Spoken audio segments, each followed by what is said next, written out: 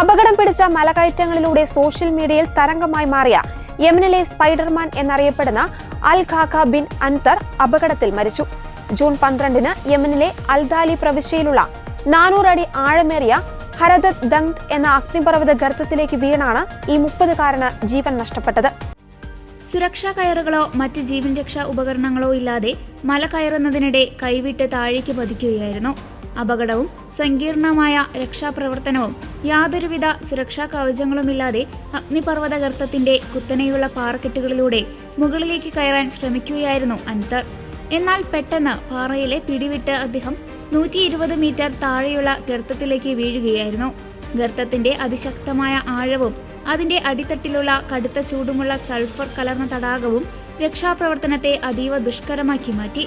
ഒടുവിൽ പ്രത്യേക സജ്ജീകരണങ്ങളുള്ള സ്കൂബ ഡ്രൈവർമാരും തിരച്ചിൽ സംഘവും ചേർന്ന് 30 മീറ്റർ ആഴത്തിൽ നിന്നാണ് അദ്ദേഹത്തിന്റെ മൃതദേഹം കണ്ടെടുത്തത്. അൻതറിന്റെ അവസാന നിമിഷങ്ങളടങ്ങിയ 10 സെക്കൻഡ് ദൈർഘ്യമുള്ള വീഡിയോ സോഷ്യൽ മീഡിയയിൽ പ്രചരിക്കുന്നുണ്ട്. ഗർത്തത്തിന്റെ വശങ്ങളിലെ പാറയിൽ ഒരു കൈക്കൊണ്ട് തൂങ്ങിക്കിടക്കാൻ ശ്രമിക്കുന്നതിനിടെ പിടിവിട്ട് താഴേക്ക് പതിക്കുന്നത് ദൃശ്യങ്ങളിൽ കാണാം. ഈ ദാരുണമായ സംഭവം യമനിലും അന്താരാഷ്ട്ര തലത്തിലുമുള്ള ലക്ഷക്കണക്കിന് ആരാധകരെ കണ്ണീരിലാഴ്ത്തിയിരിക്കുകയാണ്. കൃത്യമായ സുരക്ഷാ മാനദണ്ഡങ്ങൾ പാലിക്കാതെയും സുരക്ഷാ ഉപകരണങ്ങൾ ധരിക്കാതെയും ഇത്തരം സാഹസിക പ്രകടനങ്ങൾ നടത്തുന്നതിനെതിരെ വലിയ രീതിയിലുള്ള ചർച്ചകൾക്കും ഈ അപകടം വഴി തുറന്നിട്ടുണ്ട്.